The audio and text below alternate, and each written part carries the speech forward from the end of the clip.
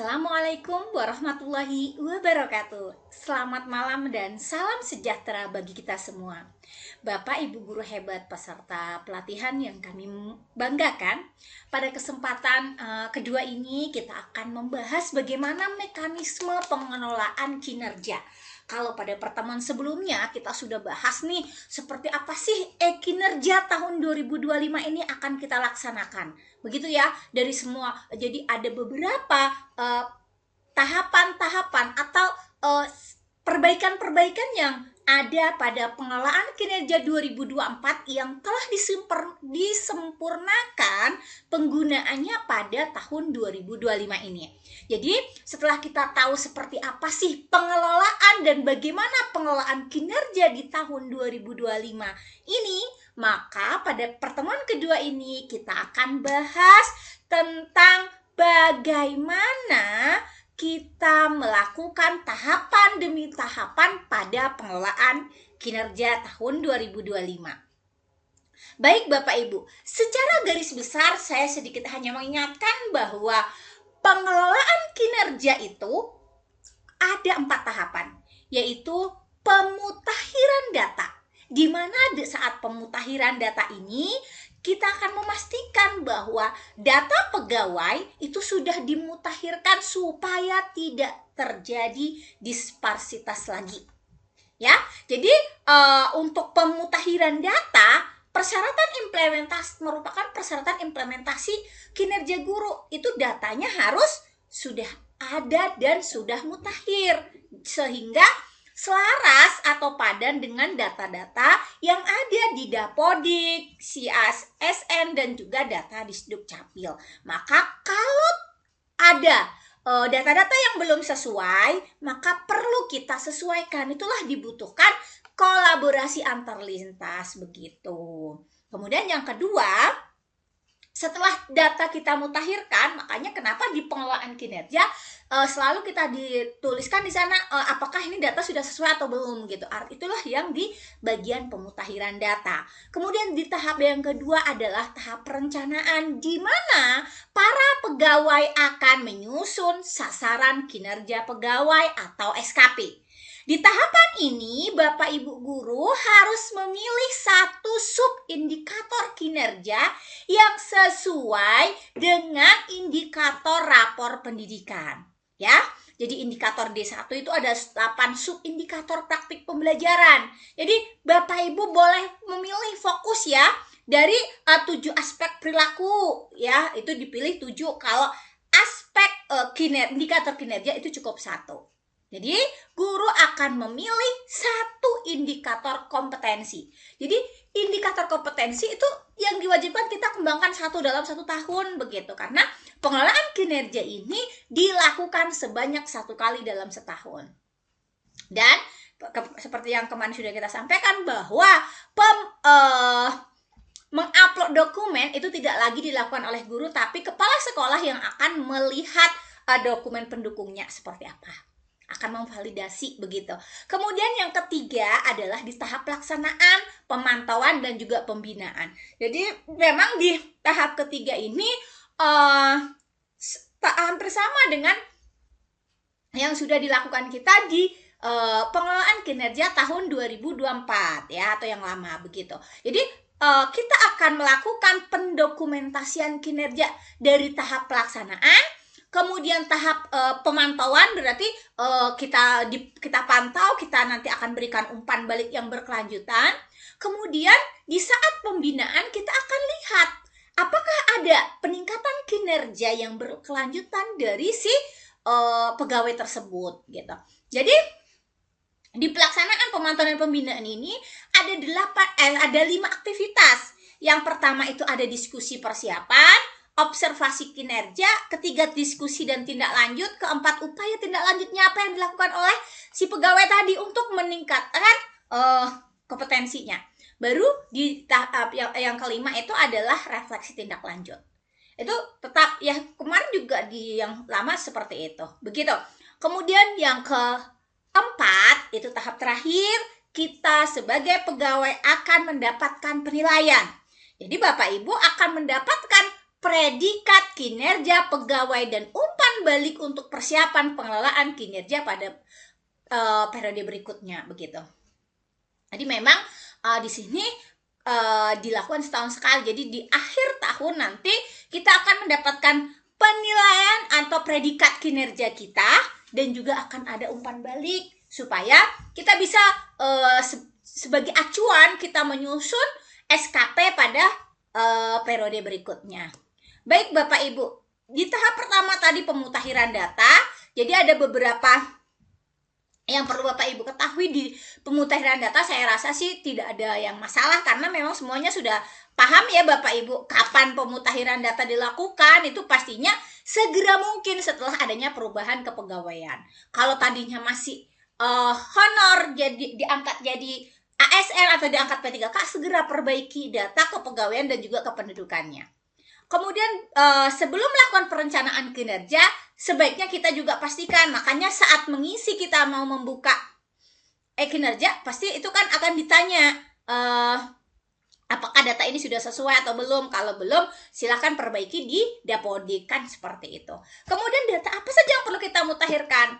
Kita lihat NIK kita, apakah sudah sesuai? NIP-nya apakah sudah sesuai? Unit kerja atau UNOR-nya, wilayah unit kerja atau UNOR-nya ya tadi ya, dan nomor pokok sekolah nasional atau NPSN-nya. Oke, baik Bapak Ibu. Tahapan-tahapan di pemutakhiran data itu bisa Bapak Ibu lihat ya. Jadi di prioritas pertama itu pengaliran data tidak bisa terjadi karena data pribadi belum padan antara sumber data BKN dengan Kemendikdasmen begitu ya, atau dengan Dukcapilnya. Maka Bapak Ibu harus menyesuaikan NIK, NIP, nama tanggal lahir dan seterusnya. Ini tinggal Bapak Ibu lihat ya. Jadi kalau untuk di tahap perencanaan, karena kita di sini ya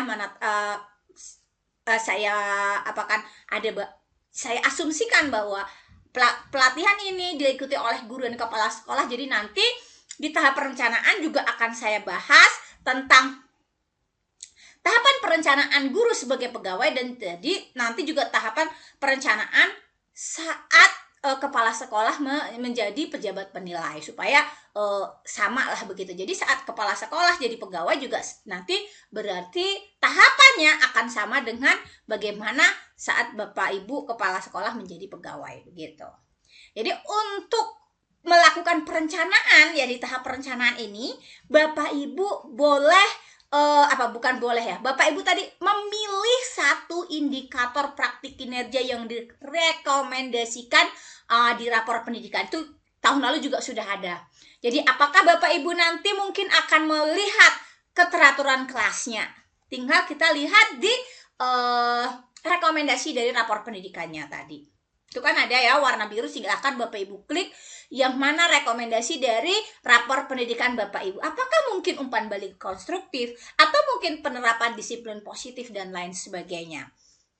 Setelah Bapak Ibu pilih di praktik pembelajarannya, indikator praktik kinerjanya tadi, Bapak Ibu bisa melakukan perencanaan tentang pengembangan kompetensi di kinerjanya. Tadi ada berapa indikator kompetensinya yang kita lihat itu adalah 1 ya, yang kita pilih tadi di sini di depan sekali nih. Ini kan kita untuk indikator kompetensi itu kan 1. Kalau nanti untuk yang ini perilaku baru 7. Nih. Jadi ini kalau ini 1 untuk kalau di praktik pembelajaran kita pilih 1 ya. Di indikator pengembangan kompetensi juga kita pilih 1 di antara yang ini. Kemudian untuk perilaku kerja ini 7-7-nya kita isi. Ya, kita bisa pilih indikatornya sesuai dengan perilaku kinerja yang kita anukan. Jadi setelah Bapak Ibu memilih 4 variabel guru, itu bisa kirimkan SKP-nya ke kepala sekolah untuk dilakukan cek ya, atau kita bahasanya mau membuat kesepakatan begitu ya. Jadi setelah Bapak Ibu kirim kepala sekolah bisa menyesuaikan SKP dan menyetujui SKP guru tersebut, ya. Jadi Bapak Ibu misalnya ini sebagai kepala sekolah akan memilih mana guru, ini kan sudah kelihatannya di berandanya kepala sekolah. Guru-guru mana yang akan disepakati atau akan disetujui, nanti tinggal diklik. Jadi di sini kepala sekolah ini mulai menambahkan kinerja barunya, terus kemudian di sini ya kepala sekolah dapat mengubah SKP guru kalau misalnya yang SKP yang direncanakan oleh guru mungkin ada yang kurang sesuai atau mungkin tidak sesuai. Jadi bisa dilakukan diskusi, langsung juga boleh, menggunakan aplikasi juga boleh, karena nanti akan kalaupun misalnya antara kepala sekolah dan guru tadi tidak sesuai, bisa dilakukan anunya lagi begitu. Kemudian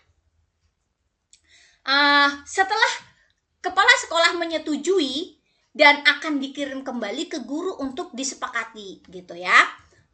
Ini di tahapan terakhirnya guru perlu menyepakati. Setelah kepala sekolah setuju, diklik, baru nanti muncul di tempat guru ini akan menyepakati. Seandainya misalnya perencanaan yang akan Anda lakukan itu kurang sesuai ya, atau guru nggak sesuai dengan apa yang ditetapkan oleh kepala sekolah, maka silahkan Bapak Ibu bisa mengulang atau melakukan perencanaan ulang gitu. Jadi di sini sudah diketikkan, baru nantilah lanjut dan hapus apa yang anukan gitu. Jadi artinya kita bisa meriset kembali SKP apabila ada komponen yang tidak disetujui oleh guru. Ya misalnya kepala sekolah merekomendasikan ini, kan tadi kepala sekolah punya hak untuk memilih apakah yang dipilih oleh guru itu disetujui atau tidak. Kalau misalnya tidak disetujui dan guru memberikan rekomendasi lain, ternyata rekomendasi yang dilakukan guru itu tidak sesuai dengan yang mau dilakukan oleh guru juga punya kesempatan untuk meriset. Artinya kita ulang dari awal gitu ya. Tapi kalau sudah prosesnya disepakati, maka kita bisa langsung ke tahapan pelaksanaan. Nih, jadi ini alur perencanaannya. Jadi ini guru mulai merencanakan SKP. Kalau dikirim, kepala sekolah akan menyetujui dan dikirim lagi supaya guru menyepakati. Setelah cocok, guru sepakat, baru lanjut ke kinerja. Namun jika misalnya kepala sekolah nggak setuju, diganti SKP-nya dikasih ini, tapi ternyata guru nggak sepakat, maka ya diulang lagi dari awal. Itu yang tadi ya, yang tombol yang itu tadi. Jadi karena memang kita di sini antara guru dan kepala sekolah sama-sama memiliki keleluasaan untuk bisa memilih atau merencanakan SKP-nya secara yang benar-benar sesuai lah dengan kita gitu. Jadi kalau ada yang tidak sepakat dari hasil penyusunan SKP, kita bisa meriset SKP dan mengulangnya di awal. Nih, tadi itu tahapan perencanaan untuk guru sebagai pegawai. Kalau di tahap perencanaan kepala sekolah sebagai atasan atau sebagai penilai, ada hal yang perlu dilakukan oleh Bapak Ibu guru tadi, periksa kinerja guru, itu yang tahap pertama. Jadi Bapak Ibu kepala sekolah bisa melihat siapa guru yang yang sudah membuat SKP dan Bapak Ibu bisa menyetujuinya atau menyetujuinya begitu. Ini bisa kita lihat, baru disesuaikan. Kemudian di tahap pelaksanaan secara garis besar saja dulu, nanti pas di pertemuan yang ketiga kita akan lakukan tutorial bagaimana cara pengisiannya, pemilihan SKP yang sesuai. Ini kenapa seperti ini, kan di dalamnya nanti secara teknis, ini secara garis besar aja dulu. Jadi di tahap pelaksanaan itu apa saja yang dilakukan? Yang pertama, guru di tahap pelaksanaan guru sebagai pegawai. Jadi Bapak Ibu setelah di tahap perencanaan Bapak Ibu memilih SKP atau rencana kinerjanya sendiri, sudah dipilih satu, maka di tahap pelaksanaan ya tentunya Bapak Ibu melaksanakan praktik kinerja. Setelah dilakukan praktik kinerja, Bapak Ibu juga di perencanaan kemarin mengembangkan kompetensi. ya yang sudah Bapak Ibu pilih. Maka di tahap pelaksanaan Bapak Ibu juga melakukan pengembangan kompetensi. Kemudian di tugas pokok juga ada ya di pembelajaran tadi. Maka ada tugas pokoknya itu seperti apa. Dan di pelaksanaan juga ada dokumen akuntabilitas. Artinya di dalam pelaksanaan ini ya seperti tahap pelaksanaan pada umumnya. Ada praktik kita mengajar di kelas seperti apa, program pengembangan diri yang kita lakukan itu seperti apa, itu yang nanti akan kita kumpulkan dokumennya. Kalau di periode yang sebelumnya atau di tahun sebelumnya kita membuatnya itu upload ke kinerja, sekarang dokumen akuntabilitas akan diverifikasi oleh kepala sekolah seperti itu. Ini alurnya ya Bapak Ibu. Jadi guru setelah dalam melakukan proses kinerja itu melakukan refleksi pengembangan kompetensi. Jadi benar-benar pengembangan kompetensi itu dilakukan berdasarkan kebutuhannya si guru, bukan karena yang ada sesuatu dan lain hal yang ini tentunya yang sesuai lah untuk kepentingan pengembangan keprofesian guru. Jadi guru setelah melakukan disetujui tadi SKP-nya tentunya mempersiapkan lembar persiapan untuk observasi karena kita mau dilihat atau diobservasi pelaksanaan pembelajaran kita. Maka kepala sekolah setelah guru melakukan lembar persiapan observasi, kepala sekolah di sini kan di lembar persiapan itu kita sudah menentukan jadwal, ada dokumen yang tentunya ya masuk ke dalam kelas tentunya punya modul ajar, ada format penilaian dan lain sebagainya kan seperti itu. Jadi di tanggal yang sudah disepakati kepala sekolah akan mengobservasi guru dan kepala sekolah akan memberikan rating untuk guru tersebut. Setelah itu Bapak Ibu mengisi dokumen tindak lanjut ya. Dokumen tindak lanjutnya seperti apa? Kan setelah observasi kepala sekolah akan memanggil guru untuk melakukan refleksi dan memberikan umpan balik ya. Selain memberikan rating, memberikan umpan balik. Maka guru dari hasil itu akan mengisi dokumen rencana tindak lanjutnya.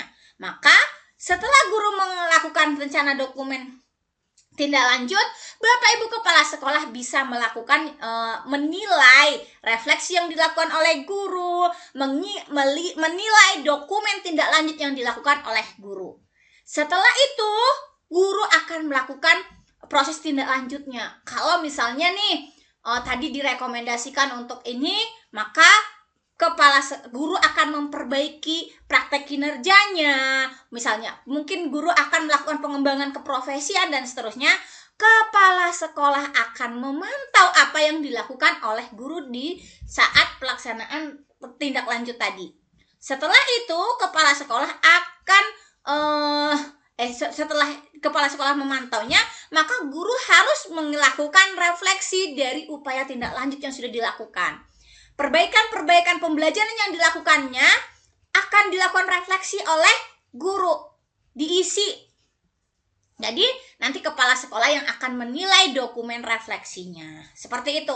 Jadi kepala sekolah di sini akan mengecek dokumen pengembangan kompetensi gurunya dan menilai indikator-indikator aspek perilaku kinerjanya. Jadi itulah yang dibutuhkan namanya dokumen akuntabilitas tadi.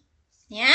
Nah, di sini penilaiannya ini kan variabel pengelolaan kinerja, ada praktik kinerja, pengembangan kompetensi, perilaku dan pelaksanaan tugas pokok. Ini. Kemudian di tahap pelaksanaan ini juga ada namanya di praktik kinerja tadi mengisi dokumen persiapan, kepala sekolah melakukan observasi, mengisi dokumen tindak lanjut, ini tadi yang sudah kita gambar di bagan tadi. Kemudian di pelaksanaan pengembangan kompetensi, ini kan tadi ya di praktik kinerja kan tadi sudah kita lihat di gambar itu ya, di diagram tadi dokumen refleksinya. Sementara di pengembangan kompetensi, Bapak Ibu guru melakukan atau mengisi refleksi pengembangan kompetensi yang Bapak Ibu guru perlukan, kemudian kepala sekolahnya akan mengecek dokumen pendukungnya dari pelaksanaan tugas pokok dan ada dokumen akuntabilitas gitu. Jadi untuk pelaksanaan kinerja guru yang telah selesai, Pastikan bahwa Bapak Ibu guru telah menuntaskan pengelolaan kinerjanya.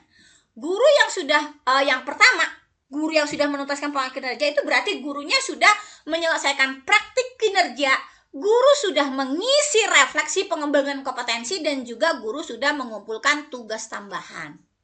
Kemudian untuk kepala sekolah pasti memastikan komponen kinerjanya. Kepala sekolah akan selesai menilai praktik kinerja, menilai perilaku kinerja, dan mengkonfirmasi ya dokumen akuntabilitas. Itulah baru yang dikatakan selesai. Jadi tadi itu sebagai di tahap pelaksanaan dari sisi gurunya. Kalau dari sisi kepala sekolahnya berarti ya tadi sebenarnya sudah kita jelaskan juga sih, mengisi dokumen persiapan observasi gitu kan guru ya. Kepala sekolah mengobservasi, memberi rating. Ada dokumen tindak lanjut, menilai hasil rencana tindak lanjut yang dilakukan guru. Guru akan melakukan tindak lanjut berdasarkan hasil diskusi, guru mengisi refleksi, dan kepala sekolah akan menilai dokumen refleksinya. Nih, pengembangan kompetensi. Setelah guru merefleksi pengembangan kompetensi, mengumpulkan bukti dukungnya, maka kepala sekolah akan mengecek dokumen bukti dukung pengembangan kompetensi tersebut. Ya. Dan dokumen akuntabilitas. Baru di tahap terakhir, di tahap keempat adalah penilaian. Jadi kepala sekolah akan mengirim data penilainya kepada kepala dinas pendidikan. Ya, jadi kepala dinas pendidikan nanti akan menetapkan predikat kinerja organisasi. Kepala sekolah juga dapat menetapkan predikat kinerja gurunya. Baru setelah itu guru mendapatkan dokumen kinerjanya. Ini tahapan penilaiannya. Kepala sekolah menilai perilaku kinerja, kepala sekolah mengecek dokumen tugas tambahan dan pengembangan kompetensi, kemudian setelah dicek, Bapak Ibu kepala sekolah bisa mengirimkan data penilaiannya kepada dinas pendidikan. Di dinas pendidikan, nanti kepala dinas akan menetapkan predikat kinerja organisasinya, dan kepala sekolah bisa menetapkan perilaku kinerja final pada masing-masing guru. Baru guru menerima penilaian kinerja dalam bentuk dokumen evaluasi kinerja periode yang berjalan. Baik Bapak Ibu, itu saja materi kita pada kesempatan malam hari ini. Apabila ada tutur kata dan penyampaian yang kurang berkenan, saya mohon maaf. Saya akhiri. Wabillahi taufiq wal hidayah. Assalamualaikum warahmatullahi wabarakatuh.